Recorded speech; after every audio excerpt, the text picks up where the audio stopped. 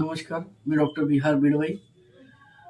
आजकाल आपण बघतो की बऱ्याचशा पेशंट्समध्ये हायपर ॲसिडिटी, जळजळ होणे, आम्लपित्त असे जे आहेत ते बरेचसे साइन अँड सिम्पटम असतात.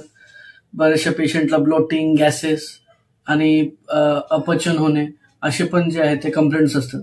अशा पेशंट्सला माझा नेहमी हा सल्ला असतो की गोळ्या घेण्यापेक्षा तुम्ही तुमची आधी जी दिनचर्या, ऋतुचर्या आहे ही प्रॉपर चेक करा आणि त्यानंतरच गरज असेल तरच औषधं घ्या. यामध्ये सगळ्यात महत्वाचा जो पॉइंट असतो तो आहे तुमचं स्लीप पोश्चर. म्हणजे झोपण्याच्या वेळेस समजा तुम्ही उजव्या अडंगावर झोपत असाल तर तुम्हाला ऍसिडिटी ही होणारच.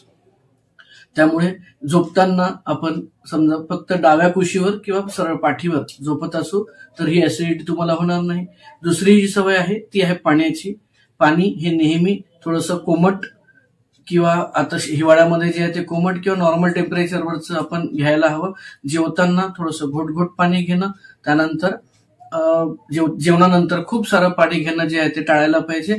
जेवणामध्ये आणि झोपण्यामध्ये जे आहे ते कमीत कमी 2.5 तासाचं अंतर ठेवले तर आपण ऍसिडिटी पासून किंवा या होणाऱ्या अपचनाच्या त्रासांपासून नक्कीच दूर राहू शकतो. थँक्यू.